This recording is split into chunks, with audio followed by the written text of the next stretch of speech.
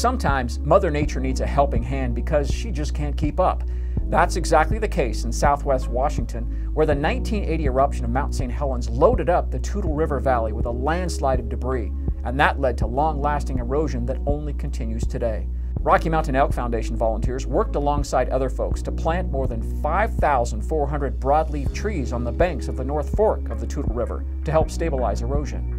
That vegetation will also improve forage for elk in an area home to the largest elk herd in that part of the state, numbering from 500 to more than 1,000. Plus, stabilizing the bank and fighting off erosion benefits fish and other critters along that important stretch of riparian habitat. Work crews also applied lime, fertilizer, supplemental seeds, shrubs, and trees to maintain existing forage stands and sites cleared of noxious weeds. More than 95% of RMEF's 227,000 members are hunters. Funded and supported by hunters, projects like this one highlight how hunting is conservation.